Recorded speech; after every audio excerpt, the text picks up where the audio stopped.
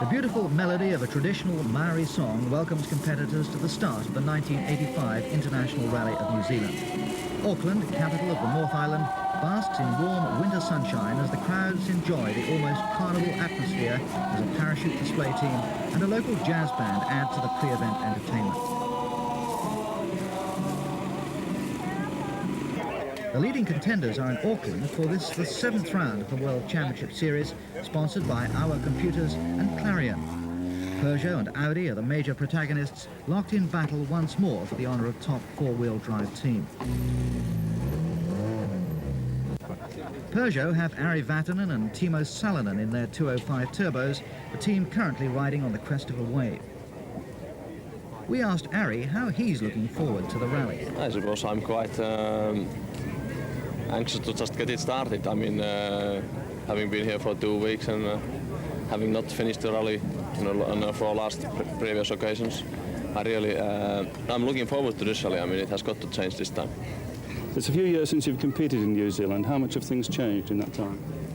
Well, 79 it was still a blind rally on that particular occasion, and of course in that time it was my honeymoon as well, and this time I haven't got a wife with me, so a little bit things are not just as well, but I mean otherwise they are very well.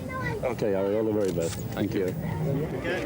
Stig Blomqvist, off at number 1 after his victory on last year's rally, looks in a happy, relaxed frame of mind. Catching Stig smiling is something of an achievement, but of course he's still as reserved as ever when it comes to interviews. The two leading contenders entered in conventional cars are Nissan and Toyota. Leading the Nissan challenge, local driver Reg Cook and safari veteran Shekhar Mehta. I think the Toyota will go quite well. I mean, Bjorn and Juha go particularly well here. It seems to be the sort of rally where the Scandinavians enjoy it, and they seem always to go very well. But if you're talking about the rest of us, I think, we'll be a long way back. But there should be quite a battle for the tourist class trophy. That's how you see it, is it? Yes. Okay. The Toyota camp have 2 Celica turbos entered for Bjorn Voldegaard and Juha Kankinen. Unfortunately, their problems begin even before the start. Bjorn's got a change of co-drive, we noticed this morning. What's the problem? Hasse has been ill. He was ill yesterday, and the doctor had a look at him this morning and decided that he shouldn't really take part in the rally. And we've got Michel Lezan now, who's stepped in at the last moment. He just announced to Bjorn in the car on the way up. He's never actually done a rally as a co-driver before, so it should be exciting though. It should be fairly exciting. The Swedish isn't exactly up to scratch either.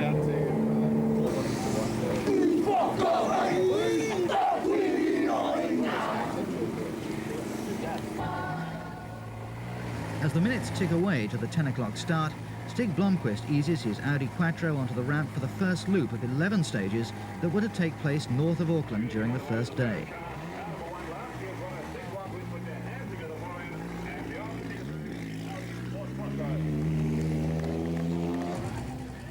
Following him, Ari Vatanen and Terry Harriman, who haven't finished a World Championship rally since the Swedish back in February. The second Works Quattro is off at number 3 in the hands of Walter Roll and Christian Geisdorfer. Walter loves this event and went extremely well over the early stages last year, and it remains to be seen if they can repeat the performance this year. Bjorn Voldegaard, complete with new co-driver Belgian journalist Michael Lisa, were next over the ramp in their Toyota Celica Turbo. Whilst a past winner of the event, Voldegaard knows that a win is only on the cards if the four-wheel drive brigade strike trouble. Timo Salonen with regular partner Seppo Harane are at 5. They're considered to be pre-event favourites and are currently on form with a win on the previous World Championship round, the Acropolis Rally. Making him the meat in a Toyota sandwich was Juha Kankinen and Fred Gallagher in the second of these Celica turbos. Last year, their rally ended upside down in a ravine, so they were obviously hoping for better luck this year. Off at number 7 are Shekhar and Yvonne Mehta in the first of the Works Nissan 240 RSs. Behind them, fellow Kenyans Mike Kirkland and Mike Doughty in the first of a horde of Group A Subarus who are chasing a hat-trick of Group A wins of this rally. All the way from Russia, the experienced Statsis Brunza and Sergiu Dadvani in their Works Lada.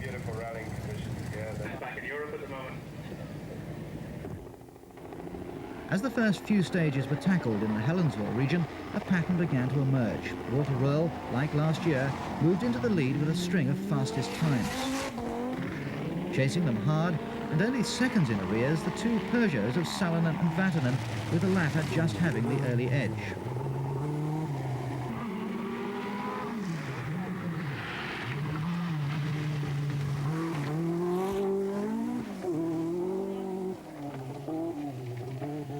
With the Quattro popping and banging at an alarming rate, giving the assembled spectators concern that one of their favourites would fail to last the pace, Stig Blomqvist in second position. Shaka Mater was holding a position just inside the top 10, but with a wealth of experience behind him, was in no hurry to overtax himself or the car at this stage. But what of Toyota? Kankkunen was best of the conventional cars and he lay in fifth position. For teammate Voldegaard, things had gone from bad to worse.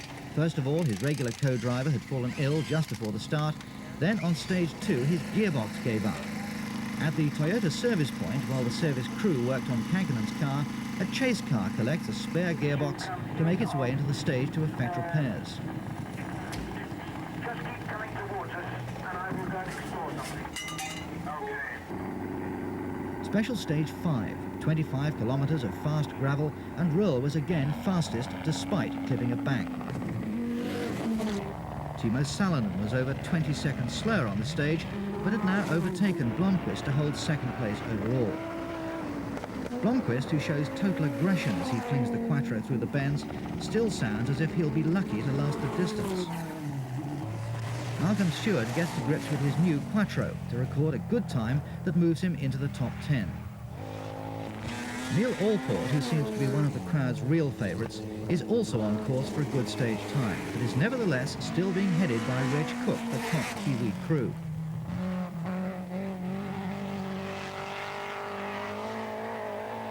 Despite the counter-attraction of an international rugby match in Auckland between the All Blacks and the Australians, thousands of spectators have taken the opportunity to venture into the countryside to watch the principal motorsport event. Röhrl continues to lead. Salonen still holds second position, but now it's teammate Vatanen who has squeezed past the Quattro of Blomqvist to demote him to fourth position.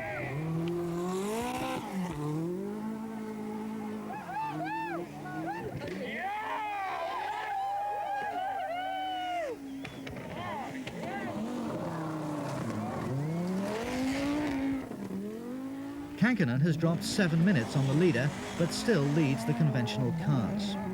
A tremendous tussle is going on behind between Cook and Mater, with Cook just leading despite spinning on the second stage into a crowd of spectators. Fortunately, injuries were confined to bruises. As the light begins to fade, there are only 3 more stages before an overnight halt back in Auckland. Röhrl has no problems. Salonen has narrowed the gap now to only 16 seconds behind his rival.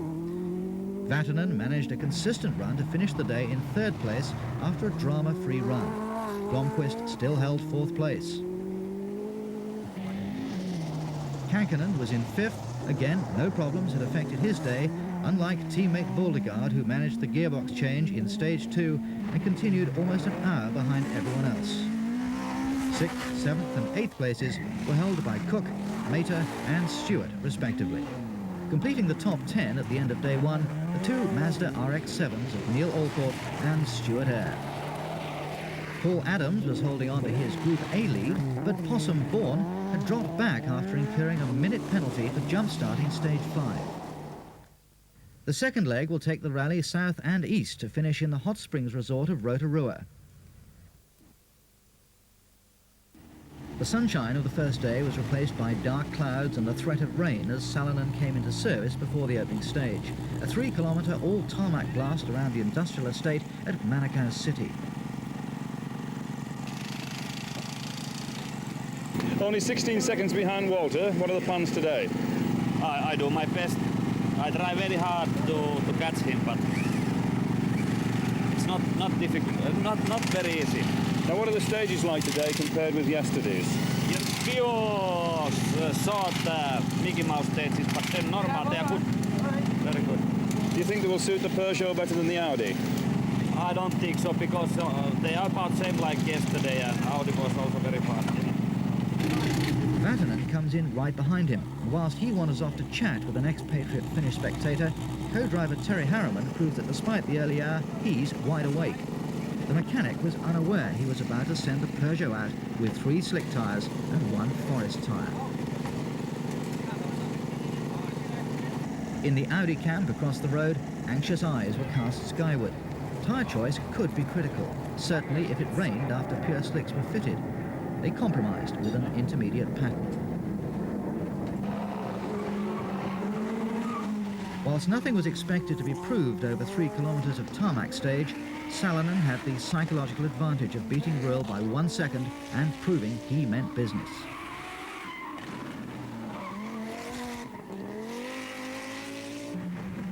No one was taking chances, however, as over-exuberance could result in banging the ever-present curbs and wrecking an axle.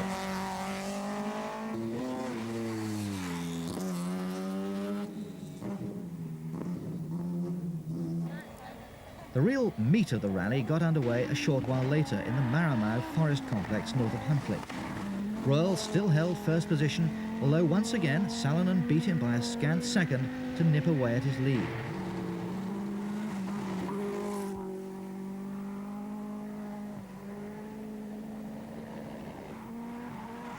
Despite a puncture on the previous forest stage, Ari too was extending the gap between himself and Blomqvist, and with Malcolm Stewart getting more and more in tune with his Quattro, it looked as if the four-wheel drive cars would race off into the distance. Certainly the rain that had threatened was about to fall in earnest and further increase their advantage.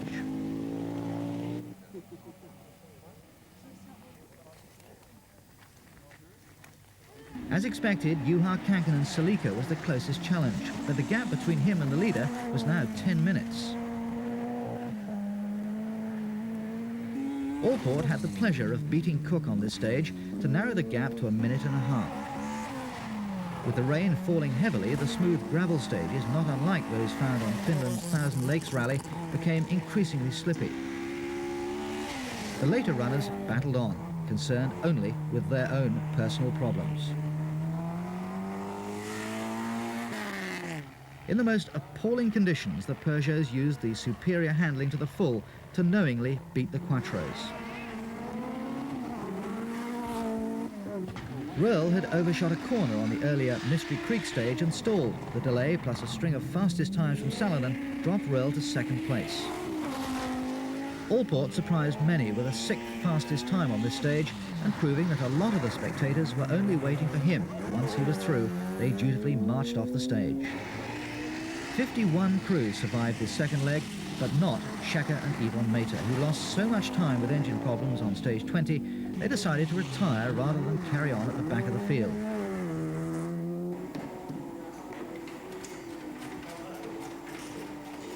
For Toyota, the rally was turning into a disaster, with first Voldegaard retiring on day 1, then on the Mystery Creek stage, Kankkunen broke the differential and dropped 42 minutes, effectively putting him out of the running.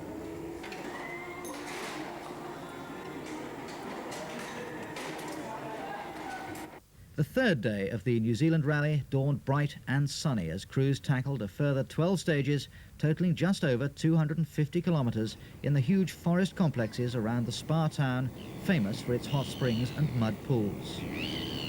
It was this section on last year's event that effectively decided the result, the Bay of Plenty stages proving too much for some crews. It remained to be seen if the same would happen this year.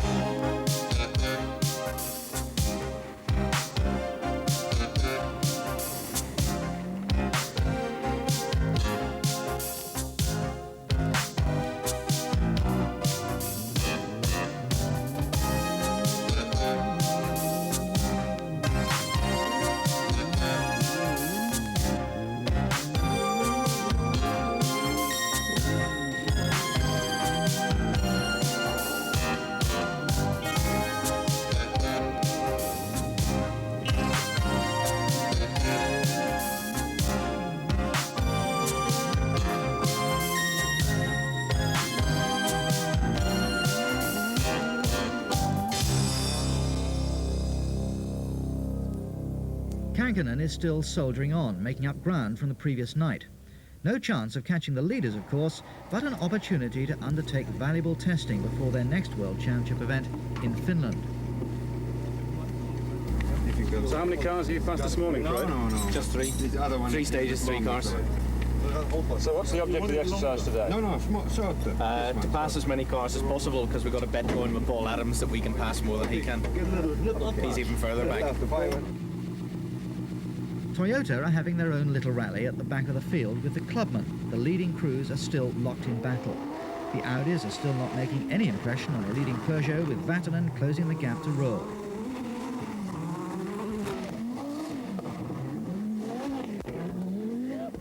Neil Allport continues to keep his many fans happy and lies in 5th place and first New Zealander, with Malcolm Stewart and Inky Tulloch right behind. The New Zealand rally is a very civilised affair, and after a brief halt back in Rotorua, crews set out for a further 5 stages south of the town, the first being a 30-kilometre all-tarmac stage. With the pale winter sun dropping in the sky, Walter Ruhl rockets past to take fastest time. Making it an Audi 1-2 is Stig Blomqvist, although he does have to share the honour with Salonen. Predictably, Ari Vatanen takes 4th.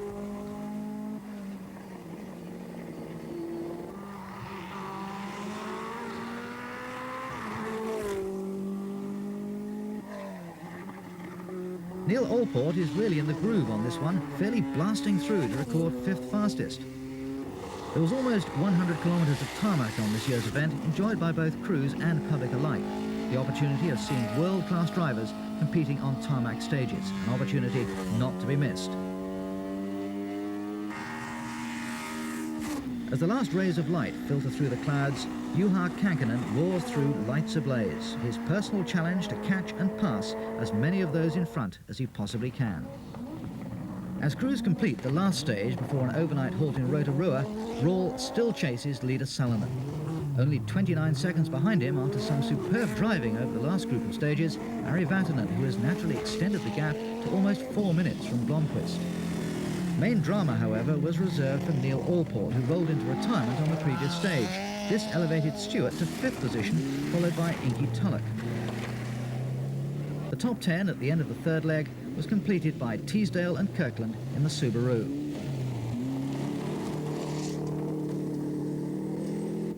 Seven o'clock on a sharp morning as Timo Salonen prepares to set off on the final leg of 13 stages back to Auckland. His lead is 1 minute 43 seconds. His car had been running perfectly, and he is full of confidence as he eases the Peugeot off the ramp and through the dark Rotorua streets en route to the first of the day's stages.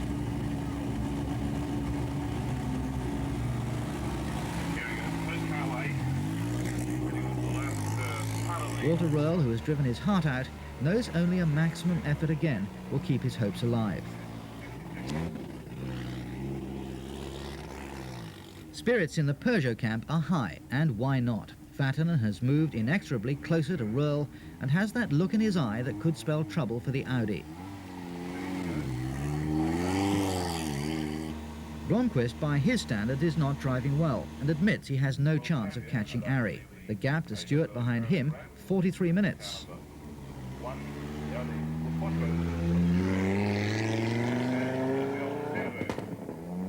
Leg 4 takes the drivers north again through 13 stages and back to Auckland. On the first of the 13 stages, Vatanen beats Ruhl by 29 seconds and holds joint 2nd with him.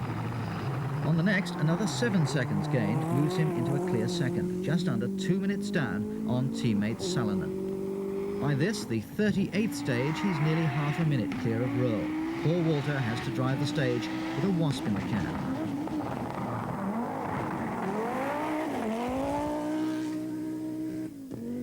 Malcolm Stewart, after 3 consecutive years finishing as 2nd resident Kiwi, looks like achieving his one ambition, to be first local home. And now he has 4-wheel drive at his disposal, his dream is turning into reality. Inky Tulloch's been dreaming too. The thought of finishing in Auckland has upset his equilibrium. But it's his pride which is more dented than his car. Despite a loss of some 3 minutes, the mayor of Mataura holds on to his 5th place and leading rear-wheel drive car.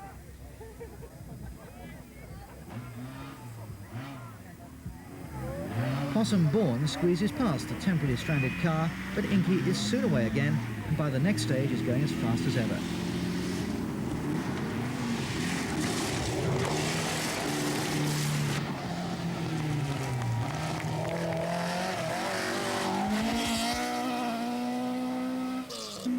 Reg Cook was 6th overall last year and must improve by 2 places to better this. A hopeless task with 60 minutes road penalties against his name.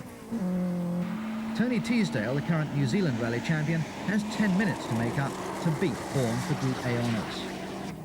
On to stage 39, a 36-kilometre loop around the Mairoa Road. Salonen takes his first fastest time of the day. He's got no intention of letting Vatanen creep too far into that 2-minute buffer.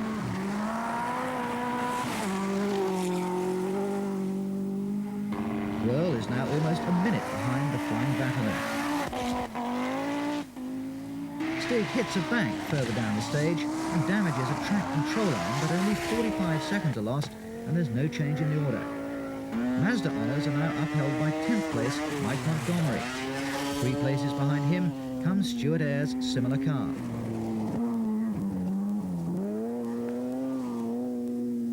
Meanwhile, the Peugeot boys snatch a quick service before the final batch of stages.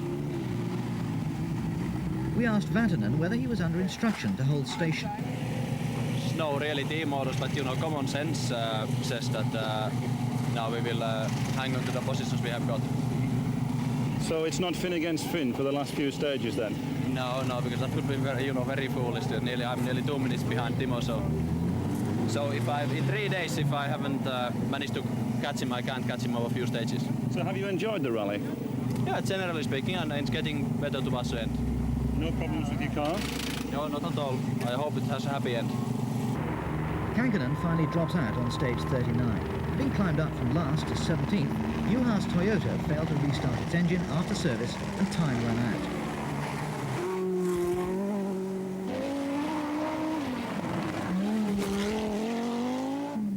Reg Cook manages to overhaul Inky Tulloch and takes 6th place in the dying moments of the event. Tulloch suffering from a lack of power in the escort. A fine drive by Jim Donald in the ex-Salonen 240 RS. He has been going quicker and quicker, consistently posting times just slower than Reg Cook and hauling himself up to 9th place at the end. Possum Bourne takes the Group A prize and 8th overall in the Subaru.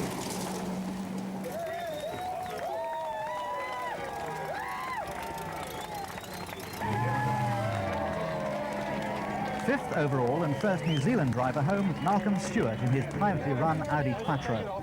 The rally had certainly been a tough way to learn how to get to grips with the power and traction of four-wheel drive, but he'd been equal to the task, and 5th place was a fine reward. 4th, last year's winner, Stig Blomqvist. Despite some aggressive driving, he hadn't been able to match the pace of the Peugeots, nor indeed of his teammate Walter Röhrl, who finished 3rd.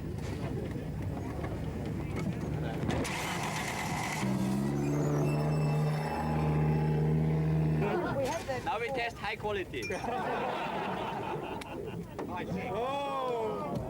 No!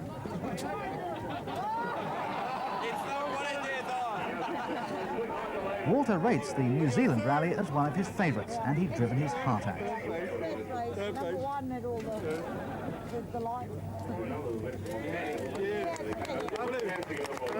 A brilliant drive by Ari Vatanen and Terry Harriman netted them 2nd place. Their times on the last day, when they overhauled Röhrl, were quite outstanding, and they have broken the string of recent non-finishes.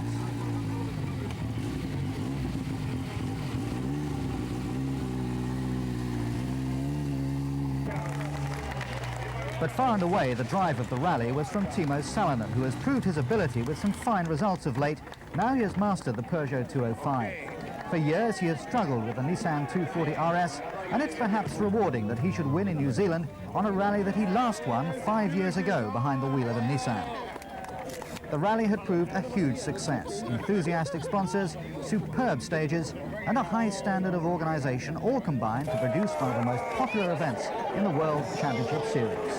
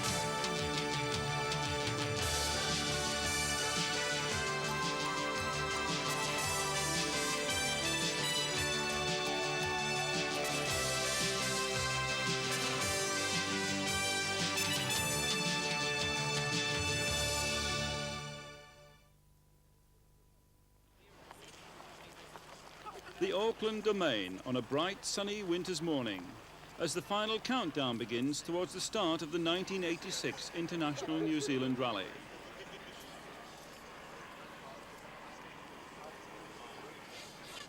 Among the many guests and spectators present is Mr. Lange, the New Zealand Prime Minister, who is not only here to flag competitors away, but will also have the dubious pleasure of a high-speed tour around the first stage himself before the rally starts. Entertaining the crowd, as usual, the Maori singers and dancers with their traditional songs.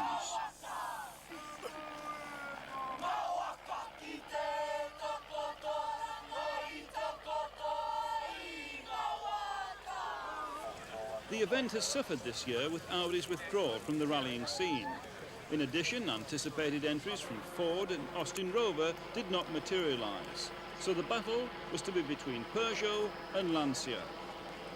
The drivers and co-drivers from the respective teams are introduced to Mr. Lange. For Peugeot, last year's winner Timo Salonen, and current championship leader Juha Kankkunen. For Lancia, Marco Alain.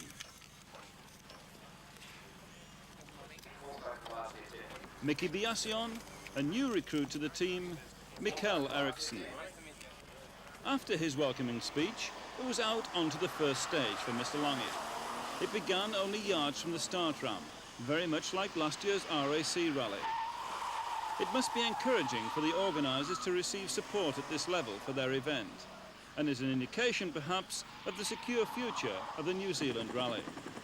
Once the rally proper was underway, the large crowd, who only get this once-a-year opportunity to see top-class cars and crews in action, could really appreciate the power and handling of the latest in Group B technology. Fastest on this opening tarmac test was Kankkunen, by 1 second from Marco Alain.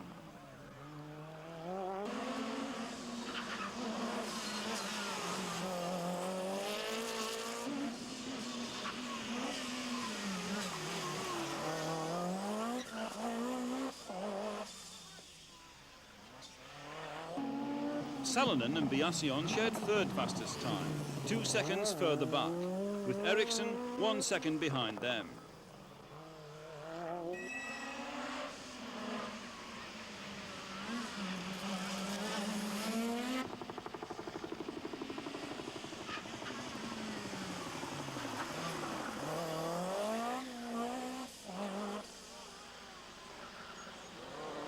There was then a huge gap of 7 seconds to the first local, Malcolm Stewart in his Audi Quattro. Reg Cook, who seems to enjoy a love-hate relationship with the local crowd, was next fastest, followed by the Metro 6R4 of Tony Teasdale, the first of its type to be seen outside Europe.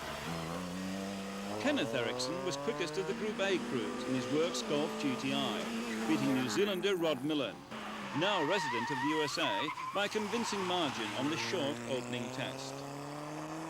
As a publicity exercise, the first stage was an excellent idea, but the real action was to take place over the forest tracks and private roads north of Auckland. 11 stages, totalling 180 kilometres.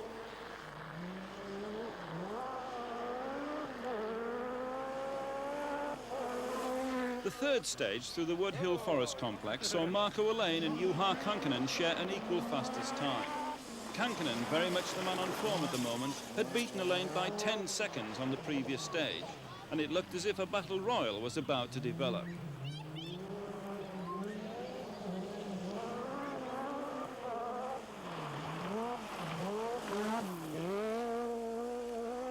Behind them, Salonen, followed by the other two Lancias of Biasion and Eriksson.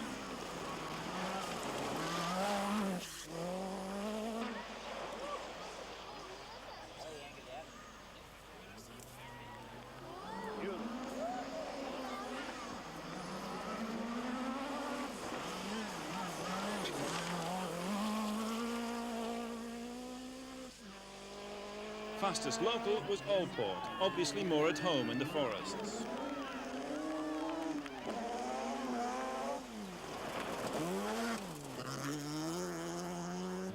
Rival Reg Cook was way down after gearbox troubles in his Nissan 240 RS. He completed most of this stage jammed in third gear. Rod Millen in the four-wheel drive Mazda 323 took fastest time in the Group A class, beating Ericsson's Golf by 2 seconds.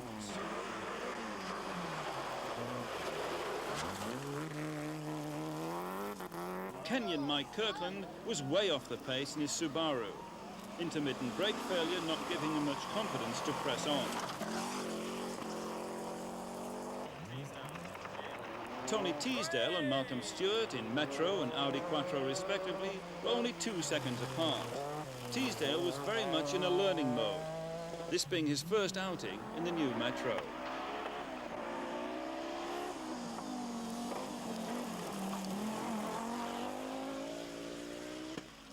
For Rudy Stoll, it was to be the start of a frustrating rally. The engine in his Audi 80 Quattro had blown the day before the start. A standard engine from a showroom car with much less brake horsepower being his replacement.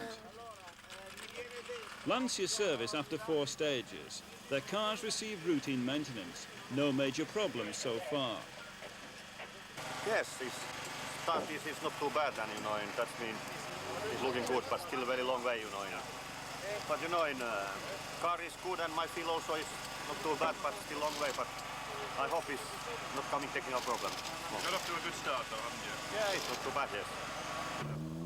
Further along the road, Timo Salonen decides he needs no service and heads off to the next stage. Rally leader Kankinen decides a top-up with petrol is in order, however, which gives us time for a quick progress report from him. Good morning, Mr. Barton. Good morning, you are. Good afternoon. That's been 2 o'clock. How's it going? All right. Small problem with these hard roads because we have a little bit too soft tires, and it's quite a lot of sliding, and also in the back was wrong toe in, but I think it will be all right. Good for you.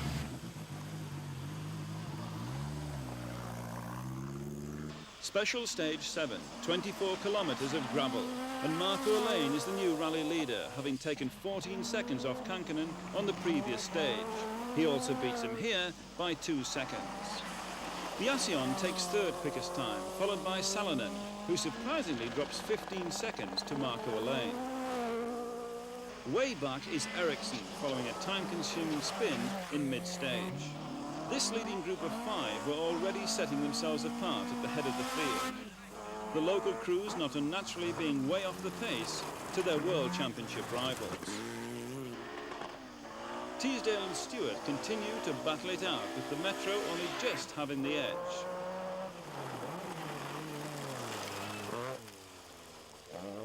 Rudy Stoll is just outside the top 20 at this early stage, whilst Allport lies in the top 10 in his raucous-sounding Mazda RX-7.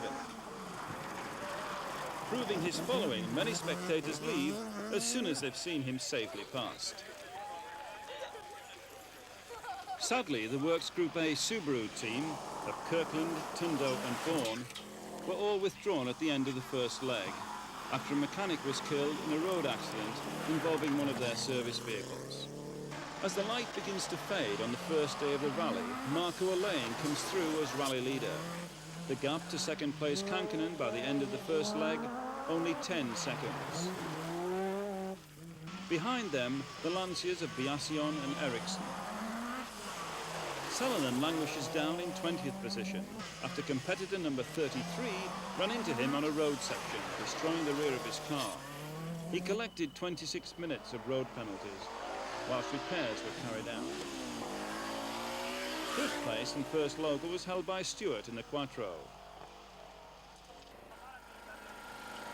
In contrast to the beautiful weather of the previous day, day 2 brought heavy rain and a cold, biting wind.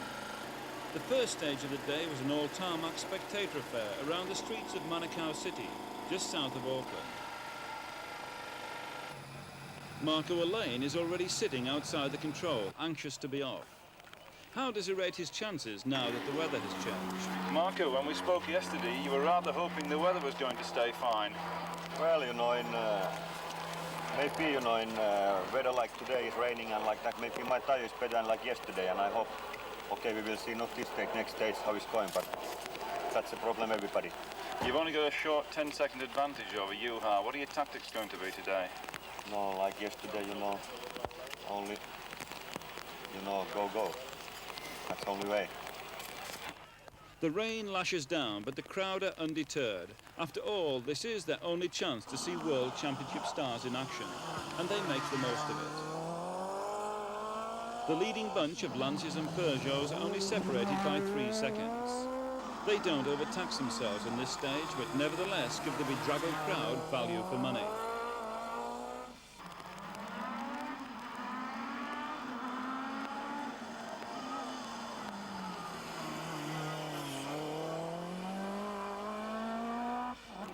The quickest local is Malcolm Stewart in the Quattro, who originally thought he wouldn't even make the start due to lack of finance. Fortunately for him, the Audi dealers of New Zealand stepped in at the 12th hour and saved the day, and they must be pleased with their investment so far. Ericsson continues to dominate Group A with a polished, total commitment drive. Allport gets a little twitchy coming out of the hairpin, but still beats Teesdale's Metro by a scant 1 second.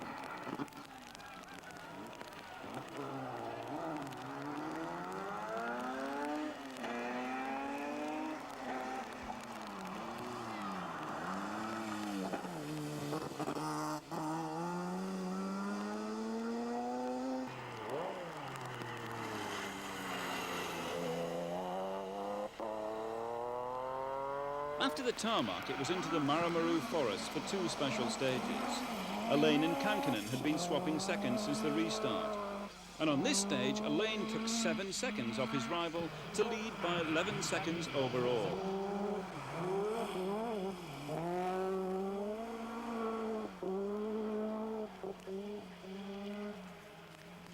There was a big gap in World Rally Championship terms to Biasion, who was 2 minutes behind.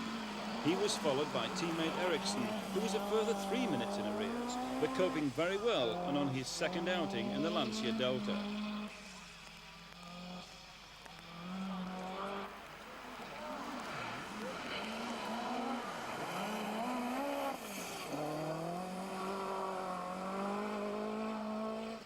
Teesdale was not only the quickest local driver on this stage, but also held 5th overall, albeit nearly 14 minutes behind the rally leader. Malcolm Stewart crawls through with a damaged rear end on his Quattro after going off into a bank. He was to retire at the stage finish. For once, it was not Kenneth Ericsson's Golf GTI that was quickest in Group A. That honour was taken this time by Rod Millen's 4-wheel drive Mazda 323. In overall terms, however, Ericsson was 4.5 minutes ahead of Millen. The rain continued to pour down. The spectators continued to watch, and the competitors continued to splash their way through the forests.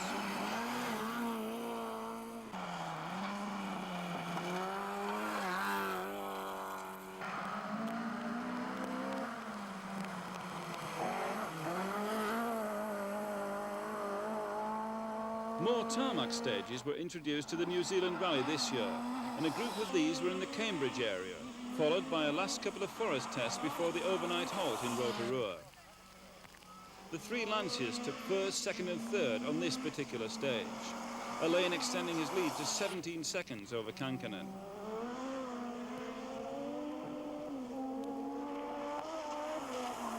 Teesdale was putting in a very steady drive in the Metro to continue to hold 5th overall. Allport had fallen back and was in 8th position, and rival Cook was just ahead in 7th place. 6th overall and 1st Group A, you've guessed it, Ericsson's Golf. Having started the day in 20th position after his accident the previous day, Salonen was clawing his way back up through the field and was now in 15th place as he prepared to start stage 18. Have you made any time up? Any places up? I think so, but I don't know. No more problems? No, but still this car is not, the rear is bent. Yeah. The handling, not good? No. It's not very bad, but still not normal. Yeah. About 45 seconds behind.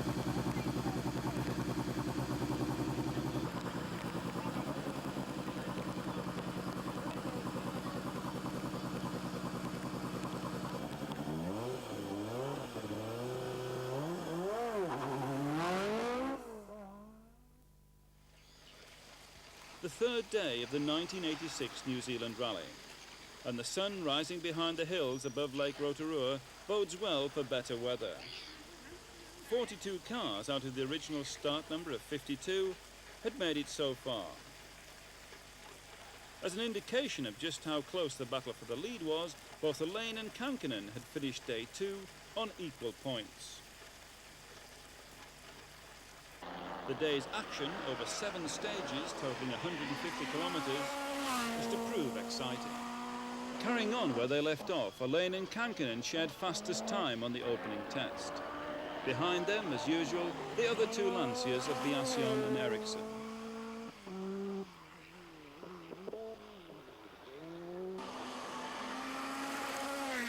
No one had had any real problems on the event so far. The occasional wrong tyre choice was all that had troubled the leading group, save of course Salinen's accident. He set fastest time on this stage as he fought his way back up the leaderboard, and he now held 11th position. Teasdale and Allport continued to swap seconds, the Mazda driver gradually closing the gap on his four-wheel drive rival.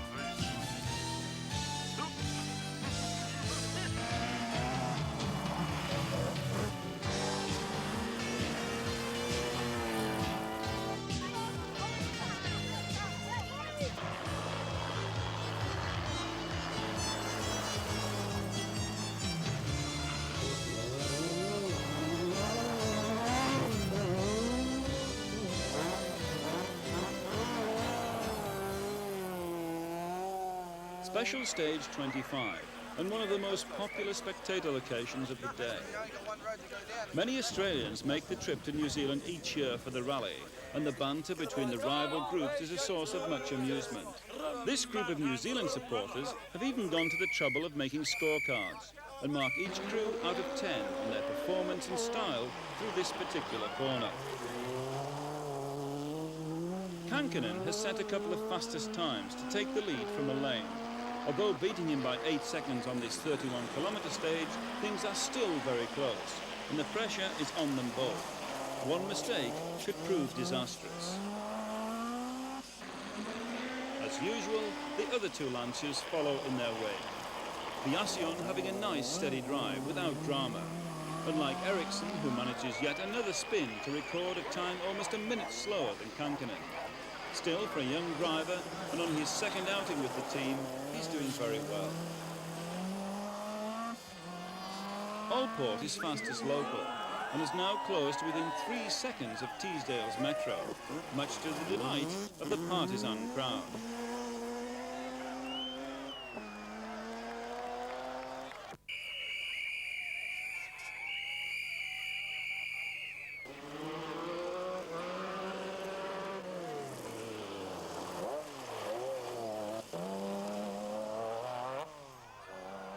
Reg Cook, meanwhile, is plodding on, well off the pace of both the leaders and the leading New Zealanders. The crowd respond in typical fashion.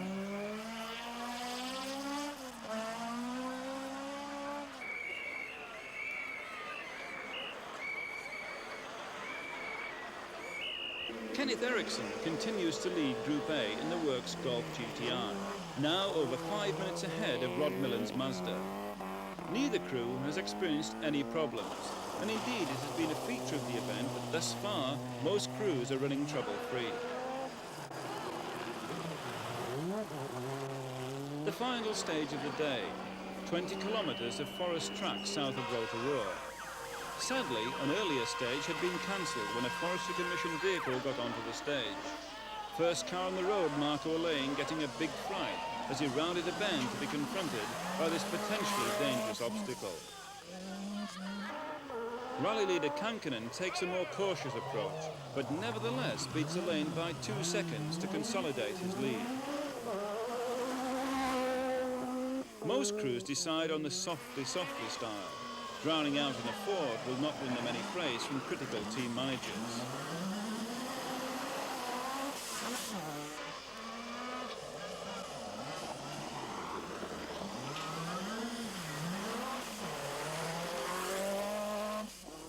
Despite taking it very steady, Teesdale's Metro only just makes it through in a cloud of steam and spray.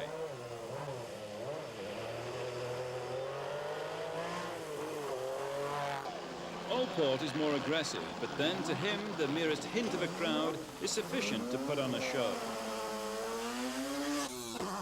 Reg Cook wastes absolutely no time in blasting his way across the Ford, as indeed does a late-running Timo Salonen, who has made his way up now to 5th place, and also takes fastest time on this stage.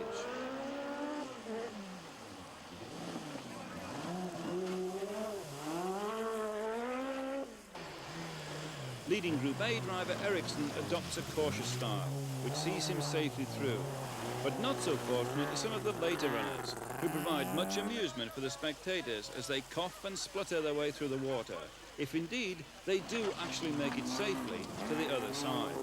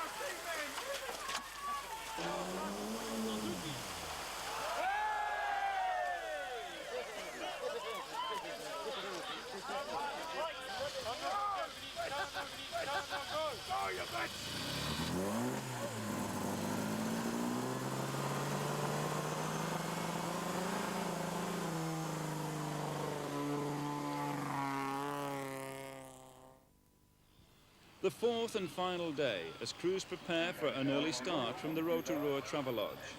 Ahead of them, 7 stages, totaling just over 150 kilometres. Rally leader Juha Kankkunen eases his Peugeot off the ramp with a slender 21-second advantage over Marco Lane. Not much of a lead in World Championship terms, and certainly not one that will allow Kankkunen to relax. For Lane, today will be the ultimate test. He has finished second for so long now that a win is desperately overdue, and he can be sure to attack right from the start. Biasion and Ericsson are still waiting in the wings. They have backed up the team leader well, and should trouble occur, are ideally placed to maintain Lancia's challenge for the overall World Championship title. 100 yards from the restart, and the 3 Lancias pull in to have their plugs changed. Special plugs were fitted prior to the overnight Parc Fermé, to help with the cold, early morning start. For Lancia and Marco Alain in particular, however, there was no doubt who the winner was going to be. Juha Kankkunen and co-driver Juha Purnen took fastest time on the first stage of the day by 21 seconds, and on the second by 15 seconds. Alain was demoralised. For the others, it was just a procession to the finish, avoiding any last-minute dramas.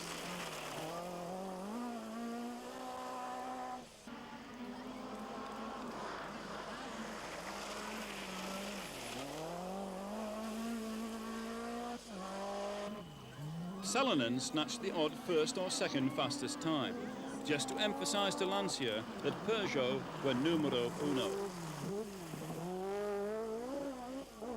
The battle for top New Zealand driver was about to be finally resolved in favour of Neil Allport and his Mazda. Tony Teasdale's Metro struck differential trouble on stage 31, and although he continued, he was eventually to finish a disappointing 23rd overall. A feature of this year's event was an increase in the number of tarmac stages used. This section was towards the end of stage 32, a stage which began on gravel and finished on tarmac. Peugeot once again dominated.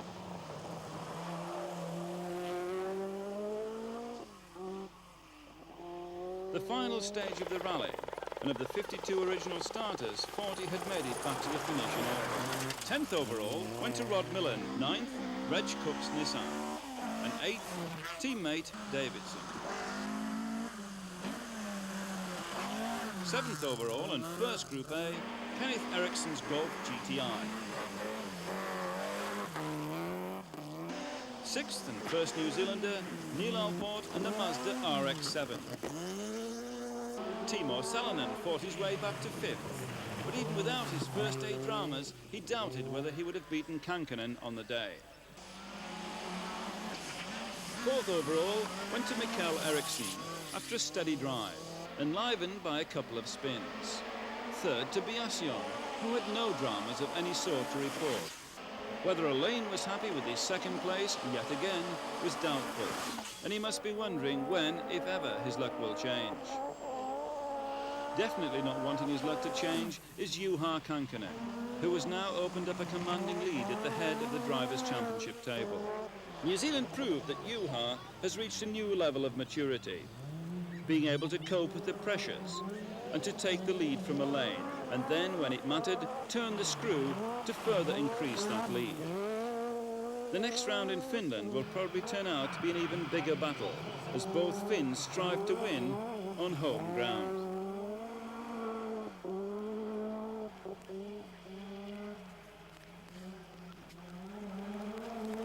Whole time the rally, Markku is good driver and fast driver, and we had that fight I never forget, so for sure.